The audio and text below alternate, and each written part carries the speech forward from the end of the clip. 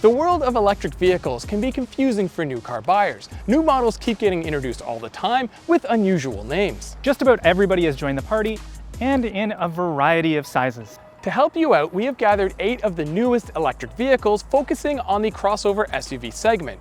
Now, instead of our usual battle royal comparison, because each vehicle is a little different, we're focusing more on the segment as a whole, giving you an overview of each vehicle's pros and cons. Exactly what Mike said. And at the end of it all, we will talk a little bit about both of our favorites. Now let's jump into AutoGuide's electric SUV comparison feature, brought to you by WeatherTech.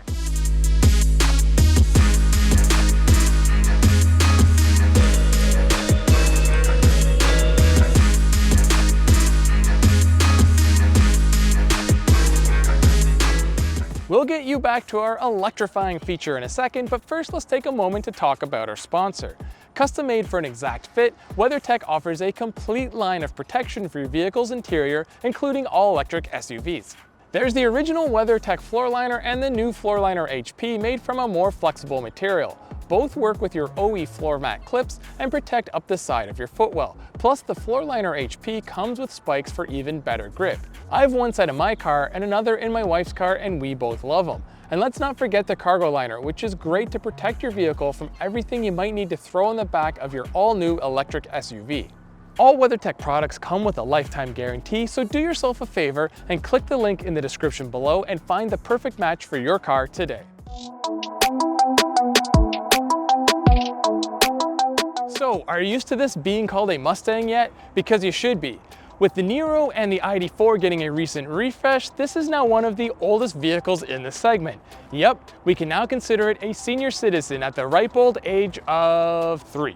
Those who live by the phrase bigger is better will appreciate the Mustang Mach-E. Besides being the biggest vehicle, it's got the biggest battery, the biggest screen, the biggest horsepower, the biggest driving range, and of course the biggest price tag. Besides big, funky is another word I would use to describe the Mustang Mach-E. Look at the door handles inside and out. There's some of the most unusual designs, and although the exterior ones have yet to grow on me, I think I like the ones in here. The overall styling is also quirky, with the stretched, enlarged Mustang pony car cues front and rear. It may not be for everyone, but it is growing on me. The cabin is one of the most spacious feeling as well, with its glass roof providing a lot of headroom. Passengers front and rear shouldn't really complain about space, but those in the rear may not like that the roof slopes down, blocking better their view. Still, the seats themselves are some of the most comfortable in this feature, maybe even the best. The Mach-E can be had with rear or all-wheel drive and a choice of battery sizes as well as power levels. Our premium test vehicle has the dual motor all-wheel drive system that Ford claims is good for 0 to 60 in less than 5 seconds. Remember, this isn't the sporty Mustang Mach-E GT, this is just a regular all-wheel drive model.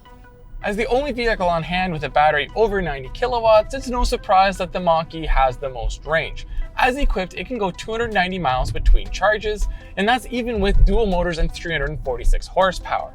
Now, when the battery is depleted, it can recharge at speeds up to 150 kilowatt hours, which is less than the Hyundai, the EV6, and the Volkswagen. There's an overall refined feeling to the way the Mach-E drives that is lacking in some of the other vehicles here. Besides ample power, the vehicle is smooth on the road, isolating sound and absorbing bumps. It can't match the Ioniq 5 or EV6 in terms of handling and control, but the Mach-E is more composed through the corners than the Aria or ID4. Maybe it's the high curb weight, but the vehicle feels more solid, more premium than much of the competition. That's probably why it's also the most expensive. While on the topic of the high price tag, it's no surprise the vehicle comes well equipped. Included are the fixed glass roof, a smart tailgate rain sensing wipers, that massive 15.5-inch infotainment screen, a B&O audio system, wireless phone charging, Ford's Blue Cruise 1.2. Oh, and this is one of the only vehicles here with a front trunk, and it has the largest. So is the Mustang Mach-E still an appealing all-electric SUV? Yeah, it really appears so. But let's take a look at what else is now on the market to see how it stacks up.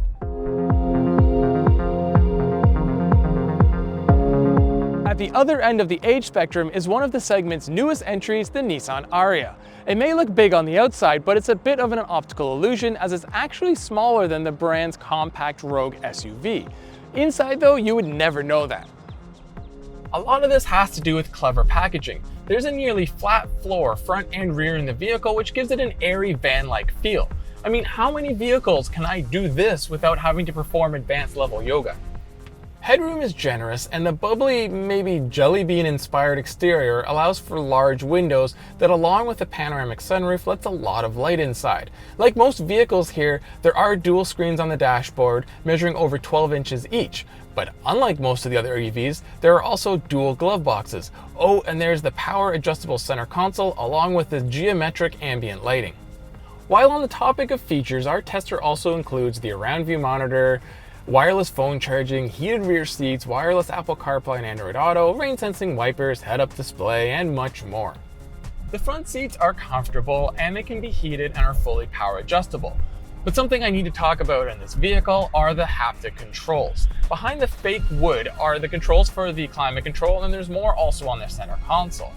Do they look really cool? Yeah, and you know what? In practice, they mostly work. Would a push-button regular control be better? Well, of course, but it wouldn't be as futuristic and trendy looking as these. Like the Mach-E, the Aria is available in a variety of drivetrains, power levels, and battery sizes. Now, right now, I'm driving a fully loaded front-wheel drive model with the larger battery. This means the Aria is capable of traveling 289 miles on a single charge, which is second best amongst all the vehicles here and only 1 mile short of the Mustang. Ride comfort in here is good, and the overall dynamics are well sorted out. The Aria accelerates, corners, and brakes very predictably. Now, the one little quirk I have noticed is that when coming to a full stop, the Aria will rock front to back a bit before settling down on its springs. It does this a bit more than pretty much any other vehicle in the test, and it's not a big deal, but it is noticeable. Pricing for the Aria spans a big range depending on configuration. More or less it matches up with the Mustang Mach-E, Kia EV6, and Hyundai Ioniq 5. Unlike those three, the Aria is focused more on being a comfy family EV SUV instead of one with a performance edge. So for someone looking for a vehicle like that, the Aria really succeeds and is a good option for an EV buyer.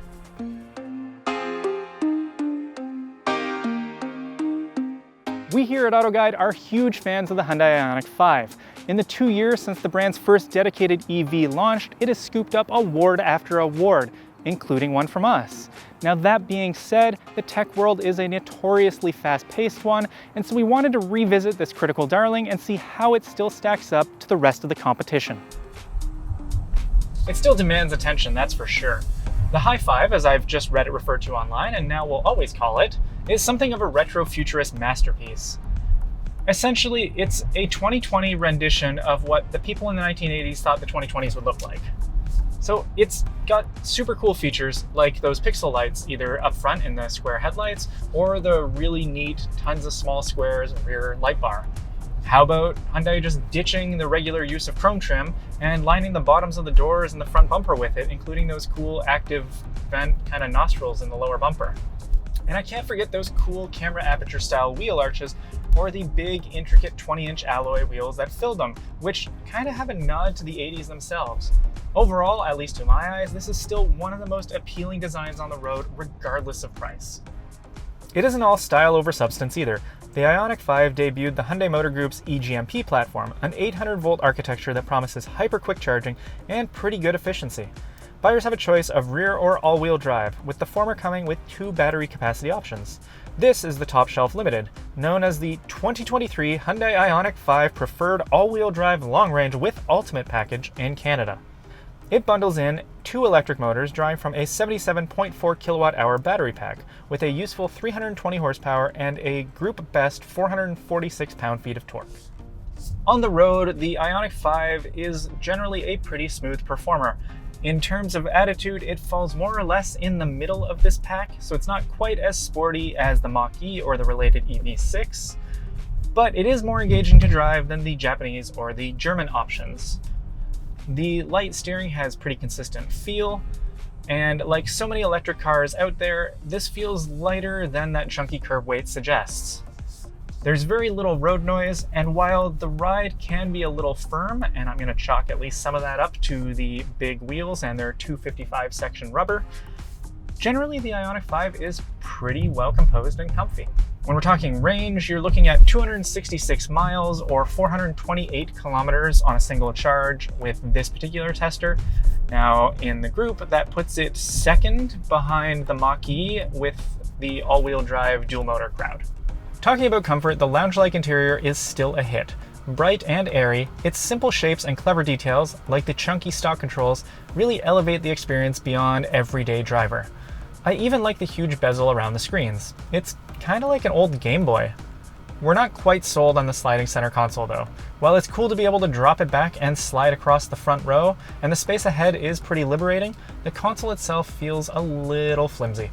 I do love that the Hyundai Ioniq 5 tucks its wireless charge pad down and out of view in the center console, but I don't love that the USB-A plug for the wired CarPlay is way down in the footwell. Yay, a cord bridge. Otherwise, this is a really comforting and spacious interior, and visibility is pretty great, except for the fact that there is no rear wiper. That's something that both eGMP cars have in common, unfortunately. Hyundai has packed in the tech here too. The infotainment is easy to use and offers tons of customization, including different driving sounds. The driver's seat also has a full recline feature for when you need a quick power nap. An augmented reality head-up display beams native nav directions right onto the screen. The Hi5 has a gaggle of other assists as well, from lane keep assist, a 360-degree camera with Hyundai's always clever blind spot view monitor, and a full range adaptive cruise control. Now that latter one is pretty clever because not only can it learn from your habits, but it can now initiate lane changes all with just the tap of the indicator stalk. Also, as with every eGMP car, the Ioniq 5 has a V2L function which allows you to plug into it and draw battery power from the car itself. Overall, the Hyundai Ioniq 5 remains a super impressive all-electric family car with a standout design, tons of useful features, and a relatively affordable price tag. No wonder waitlists are still so lengthy. Now, none of these SUVs are really the type that you'd be taking off-road, but the Kia EV6 is arguably the most car-like of them all. Now, the proportions play a big role here. None of us really want to use that cursed W word, so I'm gonna go with shooting brake. Yeah, that's it. Ford might have the Mustang name, but in terms of shape, the Kia is the sportiest thing here. Now that translates to the drive too.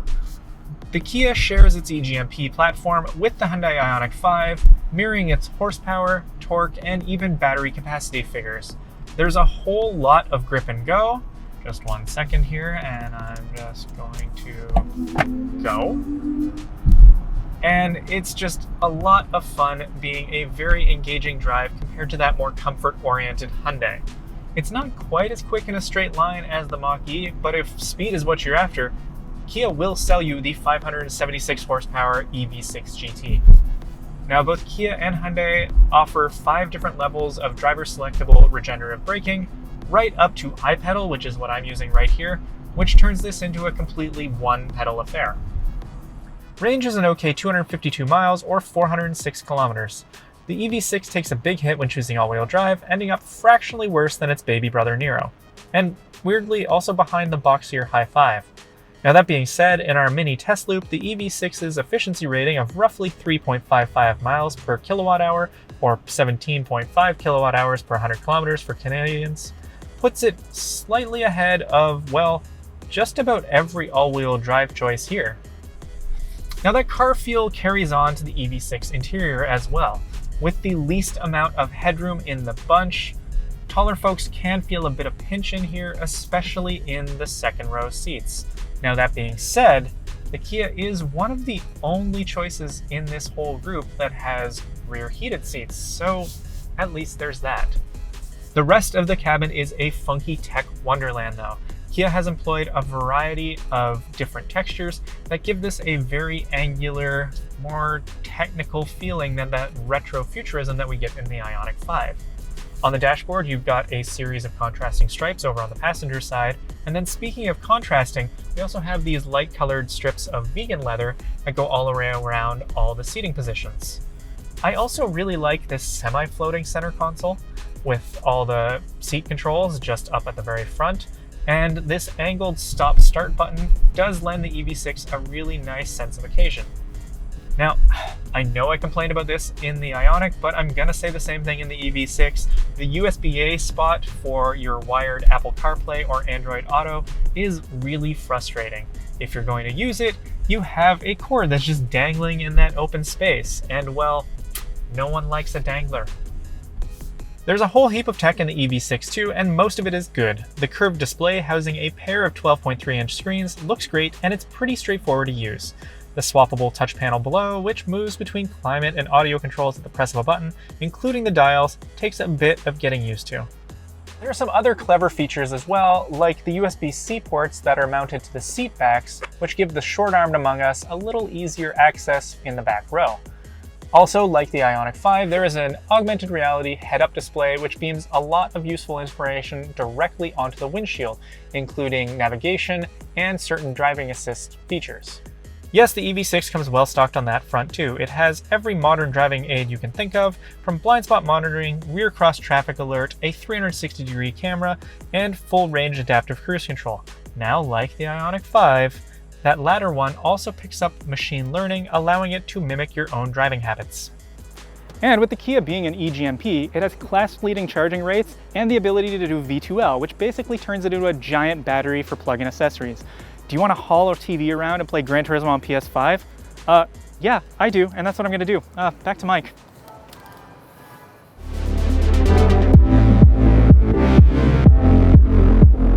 Maybe you live in a moderately sized city and you only need an EV to commute to and from work. Maybe you don't need something the size or the price of the Ford Mustang Mach-E.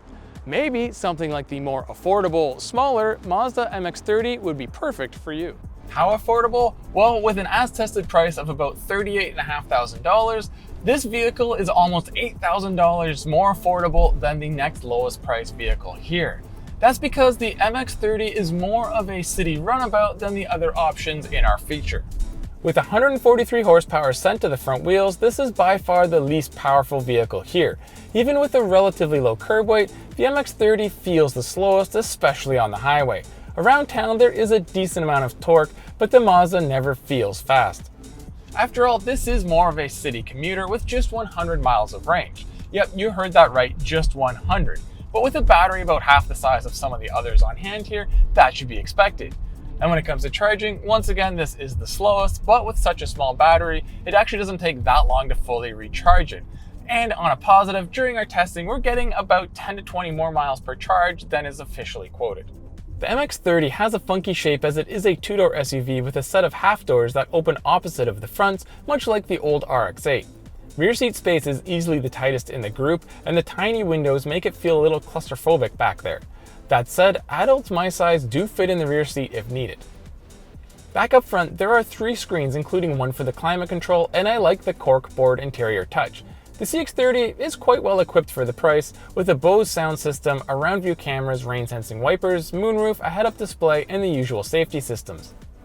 On the road, the MX-30 drives a lot like Mazda's other small SUVs, just a little softer. Some of the fun responses found in a vehicle, say like the CX-30, is a little dialed down here, but this is still one of the more responsive and agile vehicles on hand, thanks to its relatively low curb weight and small wheelbase. A plus is that it rides softer than, say, the CX-30, giving you a little more ride comfort. And I also really like these paddle shifters that allow me to cycle through 5 levels of regen braking. There's a pretty big blind spot over my shoulder though, and man, I wish there's just a little bit more power and like twice the range. I really like everything else about this funky alternative small EV, and it should work for some commuters. But it could be perfect for so many couples and small families if it just had a bigger motor and a much bigger battery. Ultimately, this probably is a little too niche for the market, and that's probably why it's being discontinued in the United States. So in America, if you want this funky little alternative EV, you better act fast because they're going to be gone soon. For our Canadian viewers, the good news is this is lasting for at least one more model year, so there will be 2024 MX30s. If the Mazda MX-30 sounds a little bit too compromised for you, then the Kia Niro EV is worth a look. It has more space, more power, more features, and most importantly, more range. Of course, it costs more money, but compared to some of the other vehicles in this comparison, it's still quite the bargain. With an as-tested price of just over $47,000, in true Kia tradition, the Niro EV comes very well equipped. For starters, there are dual screens up front, each measuring over 10 inches in size. It has head-up display, a Harman Kardon audio system, power tailgate, rain-sensing wipers, a wireless phone charger, and it's even possible to park the car without anyone in it. Both the driver and front passenger get heated and ventilated seats, while the two outboard seats in the rear are also heated. Power comes from a single motor making 201 horsepower powering the front wheels. Although it has the least amount of torque, you won't really notice it in sport mode. In the regular driving modes though, it does feel a little less powerful than some of the more expensive EVs on hand here. With a nearly 65 kilowatt battery, the Niro is rated to go up to 253 miles on a single charge. That's more than the Toyota BZ4X and even one more mile than the Niro's bigger sibling we have here, the all-wheel drive EV6. Charging speeds are a bit less impressive as the Niro can only muster a max speed of 85 kilowatt hour. Although that's more than enough for older 50 kilowatt stage 3 chargers, it's still the second lowest in our test. Speaking of low, being a smaller vehicle with a single motor, the Niro EV weighs just over 3,700 pounds. That makes it the lightest vehicle here compared to everything not named Mazda MX30. In fact, it's some 1,000 pounds lighter than the Ford Mustang Mach-E or the Volkswagen ID4. This makes it a little more responsive and grip harder in the corners. But with high-profile, skinny, eco-friendly tires, it's not as engaging as, say, the Kia EV6 or the Hyundai Ioniq 5, but it is more responsive than some of the heavyweight lumbering monsters we have here. Back to the Niro size, it is one of the smaller vehicles in this video. Only the Mazda is smaller. It's a bit of a packaging marvel though. Ignore the official numbers for rear seat space as full-grown adults fit back there with plenty of legroom and decent headroom. The cargo area has a deep, large area that's rated the same size as the larger Arias. Overall, the Niro EV is a well put together package, and with Kia's usual SUV interior, it actually feels a little more premium than some of the more expensive options in this comparison. But there is no all-wheel drive option, it is a little smaller, there's no front trunk, and road noise is pretty present. Still, if you can ignore all that, this would make an excellent choice for a first-time EV buyer.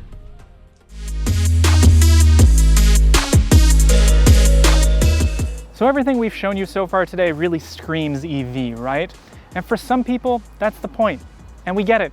But maybe you're looking for a driving experience that's a little more familiar, a little more what you're used to. Well, then step right up to these next two choices, the first of which is Volkswagen's ID4. The ID4 kind of looks like a Tiguan that's run through a jelly bean machine. So it's clean, it's modern, it's streamlined, but it's still recognizably VW, especially with that light-up bar and the illuminated badge up front. Now, this being a Pro S model, it rolls on 20-inch alloys like a lot of the choices here, and that might make you think that this is going to be a fairly firm-riding SUV. Nope. In fact, the ID4 is one of the more comfort-oriented choices here. It's distinctly SUV-like too, with an upright driving position and a very laid-back demeanor. This all-wheel drive model ups the power to a useful 295 horsepower, but torque is just 339 pound-feet, so it lacks the urgency of the EGMPs and the Mach-E. That's fine. The ID4 doesn't really like to be rushed, just wanting to go with the flow instead. Although the only thing stiff here is the go pedal, which requires more effort than in the others. Regen braking can be fairly strong when you shift to B, but the ID4 never fully rolls to a stop without the driver applying some braking themselves. Ranges from a little over 200 miles to 275, so 336 to 446 kilometers, and our tester is rated at a mid-pack 255 miles or 410 kilometers. And our short drive loop suggested a range closer to that top figure. If you're the locally sourced type of person, you'll appreciate that VW now builds the ID4 in the US. It's actually the only one of this octet to be built here in North America. The move to the US brought some choice upgrades to this year, including interior changes and some battery chemistry updates. The 82 kilowatt hour battery pack is capable of sucking down electrons to the tune of 170 kilowatts. Only the EGMP cars beat it there. Oh yes, the VW infotainment system. I can't not talk about it. So it's fine. It's not as bad as we like to complain in certain ways. The touchscreen itself is 12 inches, so it's pretty sizable. It's easy to use. There's some light gesture controls, but the temperature, the climate controls are super fiddly and I can't stand them. I also really don't like the window switches because there's only two over here and you have to press a button to use the rear ones. Is there some sort of shortage on VW window controls? I don't know. I personally love the small instrument panel screen. It sticks to the essentials, and keeping it on the steering column means it's always visible to the driver. The shifter protruding out of it is a bit of an acquired taste though. The rest of the cabin is pretty sweet too. This tester's blue and white combo looks excellent, and comfort and space are both near the top of the class. Standout features include a driver massage function and the light bar at the base of the windshield, which illuminates in response to both driver assists and the voice assistant. Overall, the VW ID4 is just a really easy car to get along with. It doesn't do anything that's too wild outside of the fiddly controls and the massage seats, but for people who are just moving into EVs, it's a really natural evolution because it feels so much like a regular car.